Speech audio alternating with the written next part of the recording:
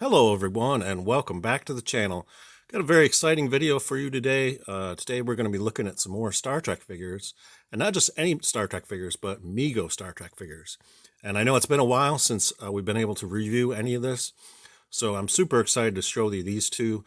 And these are the two that have been released in connection to Deep Space Nine, which was the spin-off series that sort of was the second one in the newer generation of Star Trek TV series.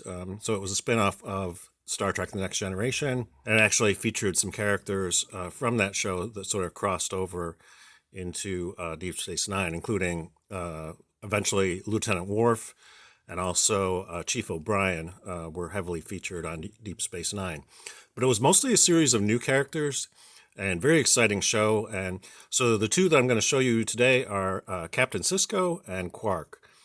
Two very fantastic characters from the series. And these are the variants that were released in what they call Wave 15.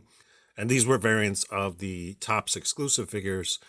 And I missed out on the majority of the Topps exclusive figures because there was a very narrow window of opportunity to order those. They only gave you a week in order to order them. So there's a bunch of them that I missed out on. But thankfully, Mego released these variants. So now I have these in my possession. And we're going to do an in-package review. I'm not going to take these out of the package in this particular video just because I already know what the articulation is like on these. And if you're interested to know what this is like, this is the new Mego body. And I did a video on my channel where I compare this newly articulated body with the older style body from 2018. So I'll put a link in the description if you want to see what the articulation is like on these. The only thing I would say is different on these is there is no articulation at the ankles. These actually include the molded in Star Trek boots. So these are different from the Snake Eyes figure that I actually review in my video. It says 26 points of articulation, which is true of the Snake Eyes, but it is not true of this particular figure because there are points of articulation that are missing at the ankle because these are the molded on boots. So just letting you know that in terms of the articulation is somewhat different. But I mainly want to talk about sort of the head sculpts and the uniform details on these because I think they did just a fantastic job on these. As you can see, that head sculpt looks really good. Very much looks like Avery Brooks from the TV series.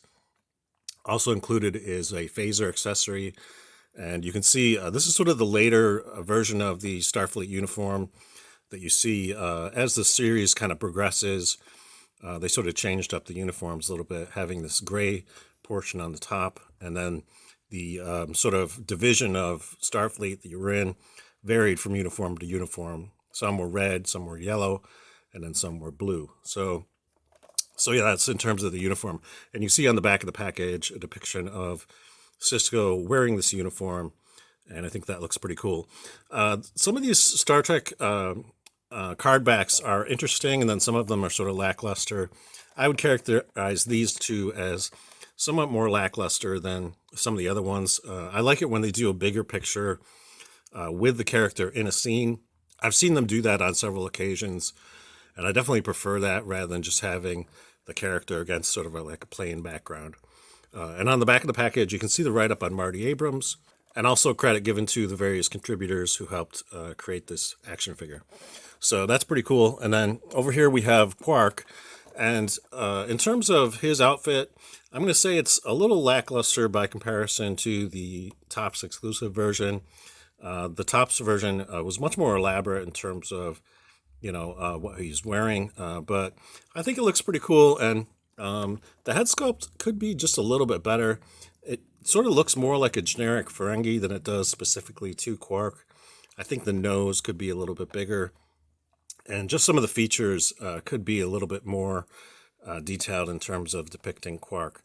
But it's nice to have a Ferengi of any kind in the series, and I think it looks adequate. I mean, it's not perfect, but I think it looks pretty good.